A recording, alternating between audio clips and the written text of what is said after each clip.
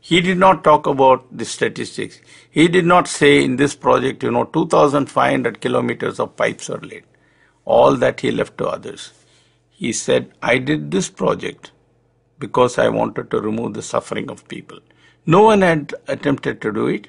I could not see the people suffer, continue to suffer. So I intervened and I have done it. I have done it. Now I am giving it to you people with my blessings.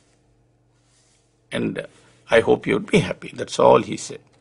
Now at this stage, I want to give you some statistics because they are very impressive. Swami has done quite a few water projects. After Anantapur, he did Medak, Mahbub Nagar. After that, he did Chennai. Then he did water projects in East and West Godavari. So it makes it exactly half a dozen projects. And when I have talked to Mr. Ramakrishna, and he said, of all these projects, Anantapur still continues to be one of the most complex projects we have done so far as water projects are concerned. I'll come to the cost last. Swami said give water to as many villages as possible. How many villages were covered by this project? 731. He said give water to as many people as possible. How many people received the benefit of safe drinking water? About 1 million people. 1 million, not a small number. How many summer storage tanks were there? 7.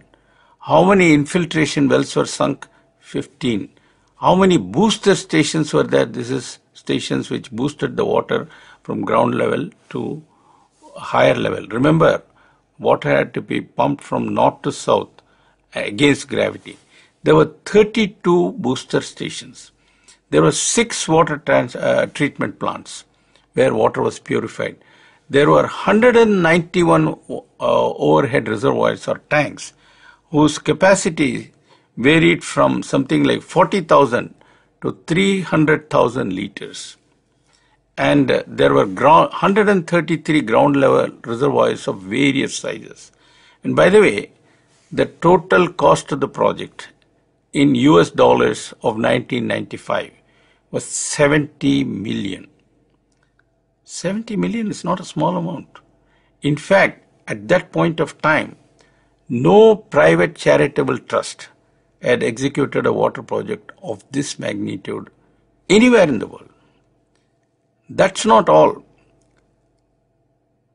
For the first time in India, villages that are as far as 140 or at least 100 kilometers away from water source got purified water.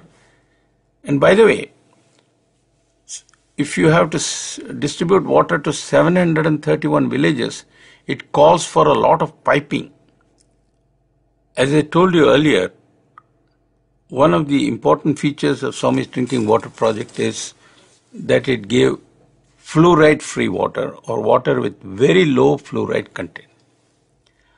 This has had a remarkable impact on the health of people, especially children. And I am going to now give you some statistics that prove this statement. This statistics is drawn from data collected in many villages around Puttaparthi and including Puttaparthi. These statistics extend from the time when there was no water project to the year 2009. The data collected was grouped into 4 time periods. Before 1995, from 1995 to 2000, those were the first years of the water project, after the water project. 2000 to 2005, second 5 years. 2005 to 2009, third 4 years.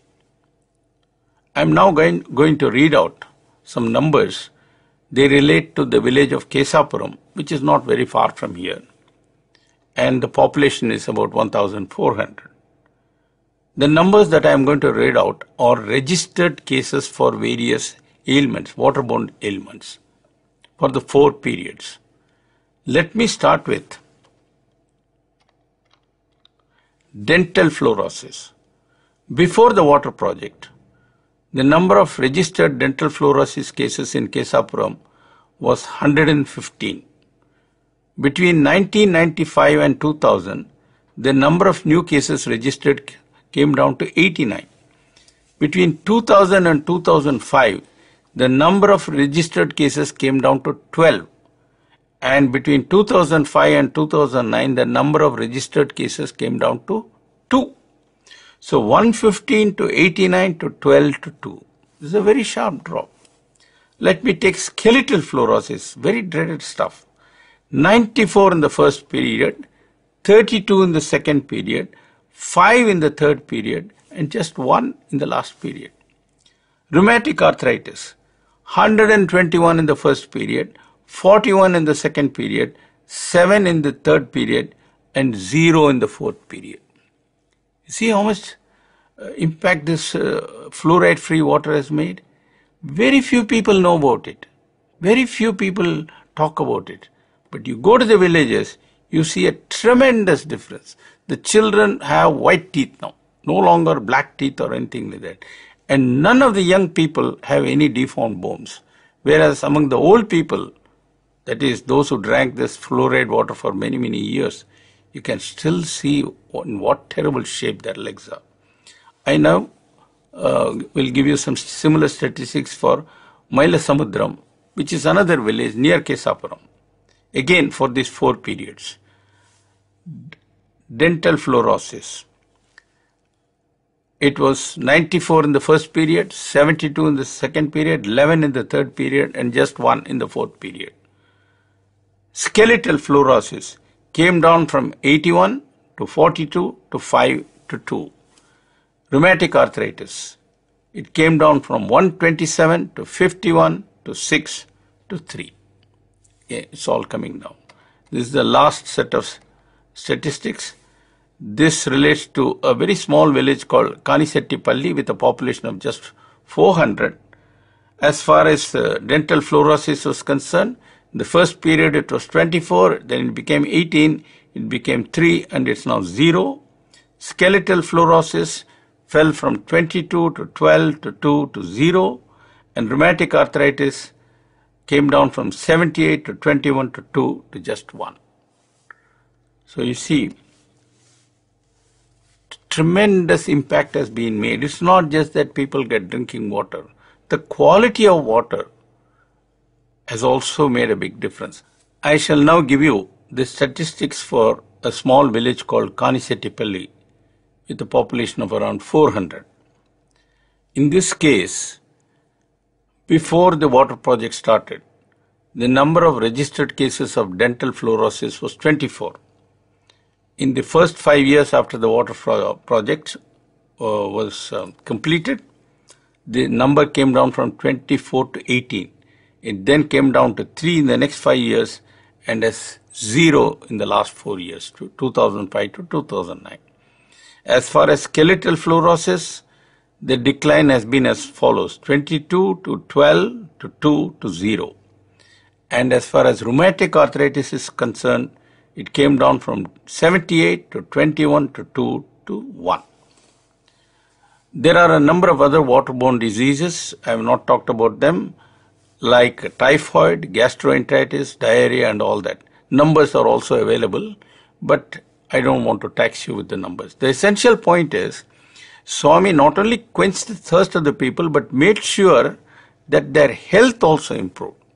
In fact, if you go to these villages now, which I have done during Gram Seva, you will find that the children all have white teeth, no more deformed teeth, black teeth, screwed up, what you call distorted teeth and things like that. That's all gone. And the children all walk very nicely, firmly, with straight legs, no more bent legs. Of course, the old people still struggle with their problems, but there is no more incidence of all these unfortunate ailments.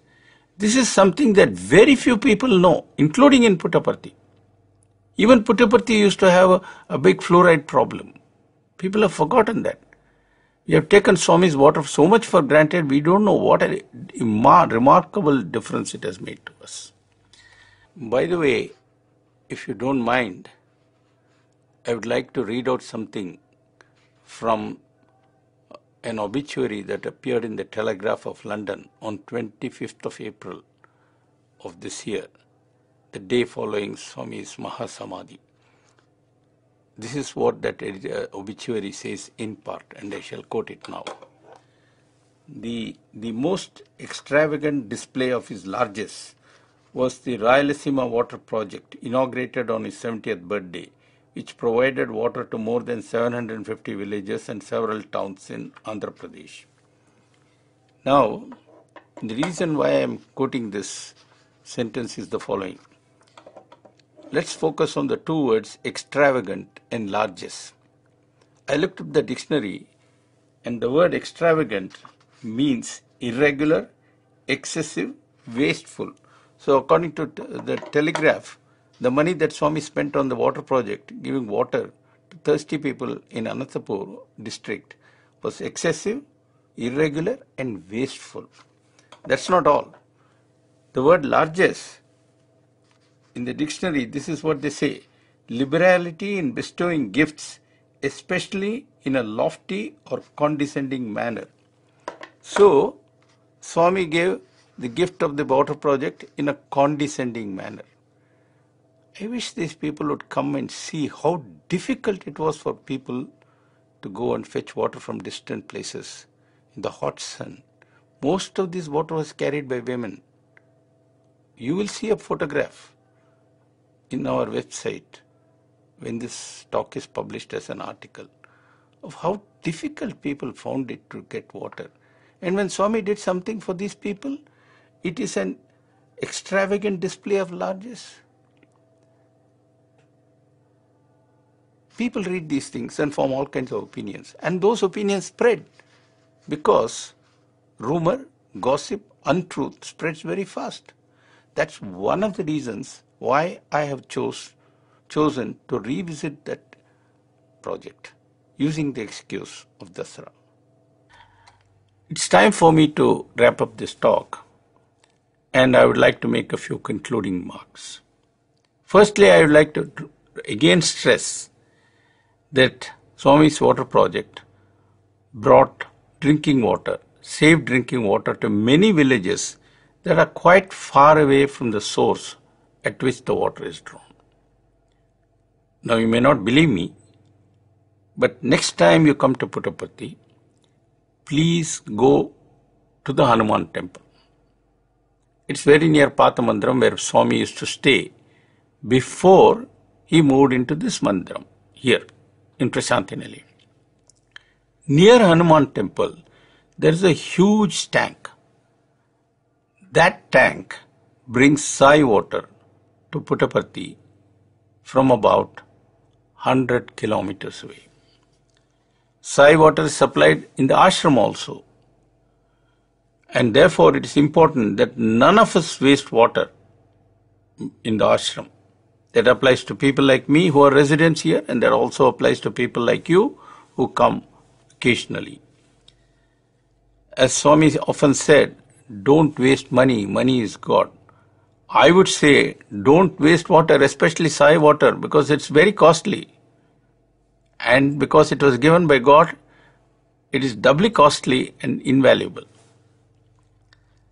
Now, there's one point which I did not mention. I told you the cost was $70 million. But there's one point I did not mention, and I would like to make a brief reference to it before I close. And that is the following. People think Swami had plenty of money. That's not true. Swami always had cash flow problems, but he kept quiet about it. In fact, during this Anantapur drinking water project construction, at one stage, he had to mortgage a part of the property in Vrindavan to raise cash as a loan from a bank. Can you imagine that? You may ask, why did God do that? That's a different story. I shall come to that at some other time. I shall deal with that problem. There is a reason for it. But the fact of the matter is, Swami did have cash flow problems, but that did not stop him from stopping he did not stop the project. That did not stop him from continuing to execute the project. Hollywood or bust, I will do it. That's all. Once Swami made a resolution or a determination or a sankalpa, as he used to say, it was a very firm determination, or Vajra Sankalpa, as he used to say. After that, there was no stopping him. He would stop only when the project was completed and the people got the benefit and they were happy. Okay, then, that's all I have to say. But let me add a small footnote before I sign off. You might have seen this talk or you might have heard this talk on the radio. Please tell others about it, because it would be always available as a download.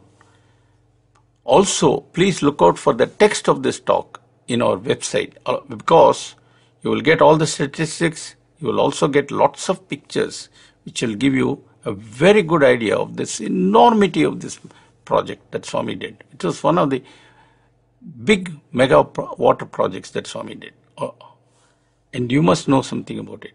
Not only you, but everyone must know something about it. So please tell as many people as possible, in whatever way. It may be through emails, it may be through Twitter, it may be through Facebook, it may be through phone calls, whatever it is. Make sure that as many people as you know become aware of this. It is said that if we do not know, we do not care. And if we do not care, we do not act. You know, there's a lot of suffering in the world today. And we have to act. How can we act unless we know and care? And what will make us know and care? Only when we know about what Swami did. Because that will give us some inspiration and motivation.